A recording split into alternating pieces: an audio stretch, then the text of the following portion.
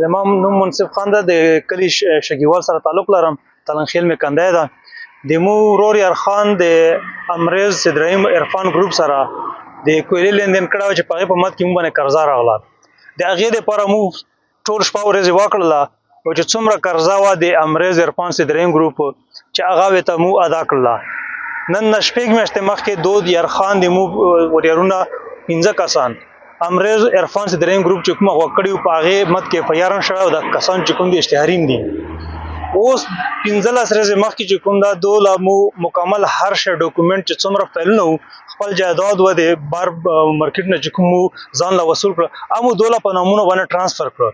خو د هغې باوجوده چې کومه د ظلم انتها ده چې دو د مو د مسله نه حل کوي، د هغې د پاسه هم ظلم یې دومره وکړه چې یارخان او کمران جرګې په خپل اعتماد کې بوتو چې خبره مذاکرات کوو او هغو لاړو اباسین هوټل نه د اخور په مقام باندې ده د هغه نه عرفان صدرایم امریز ګروپ هغو ایجاد کړلو.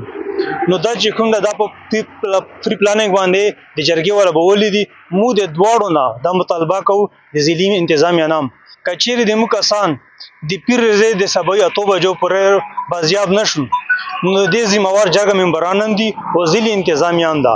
که دې د پاسه څه نقصان وشو ضلعي انتظامیه بیا هغې ذمہواري په هغې باندې د ما هیڅ قسم دو ګیله نشي کولی. مهرباني. سلام.